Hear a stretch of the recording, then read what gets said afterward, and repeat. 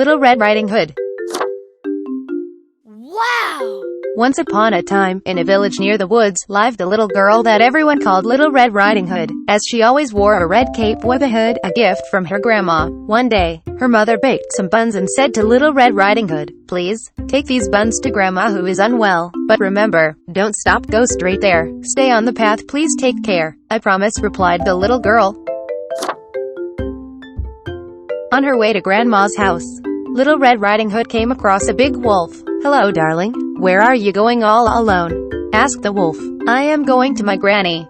I'm going straight there. I'll stay on the path and take good care," she answered quickly. "Are you sure that this is the quickest way to get to your grandma?" asked the wolf. "Take this other path and I assure you that you will arrive much sooner," he suggested. The little girl followed his advice but didn't know she had been tricked by the old rascal.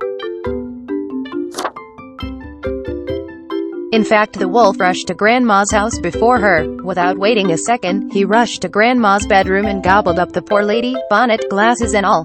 Then he put on one of Grandma's night dresses and one of her bonnets. He closed the curtains and slipped into her bed. When Little Red Riding Hood finally arrived at Grandma's house, she found the door already open. "It's me, Granny. I've bought you buns for lunch and nice flowers in a bunch," sang the girl as she walked into the house. Then she went into Grandma's bedroom and saw the pretend grandma lying in bed, with the bedsheet pulled over her nose. Only two big hairy ears were poking out. "Oh, Granny, what big ears you have!" exclaimed Little Red Riding Hood in surprise. "All the better to hear you, my dear," answered the wolf in a sickly sweet voice. When the poor girl saw the wolf's big eyes, she said, "What big eyes you have, Grandma." "All the better to see you with, darling," answered the wolf convincingly. "Grandma, what big hands you have," said Little Red Riding Hood, alarmed. "All the better to hug you with, sweetie," said the wolf softly.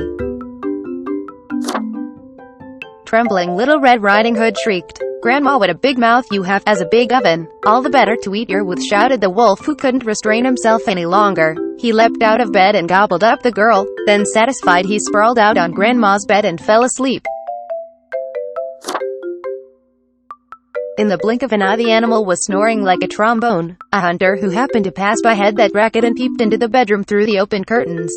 When he saw the wolf sprawled out on Grandma's bed, he thought, he must have eaten up Grandma. So he crept into the house, grabbed a pair of long and pointy scissors, sneaked into the bedroom and, zig-zag, he cut open Wolf's tummy. Then he pulled Little Red Riding Hood and her grandma out of the wolf's tummy. After the hugs and tears of happiness, the hunter decided to teach that scallywag of a wolf a lesson he wouldn't forget. And he went out in search of the heaviest stones he couldn't find. Grandma and Little Red Riding Hood helped the hunter in filling the wolf's tummy with stones and sewing it back together.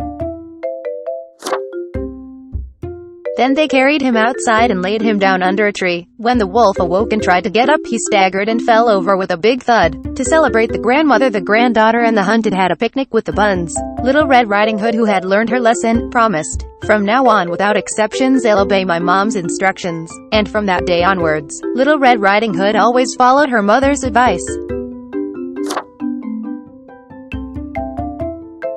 Goodbye. Thank you for watching.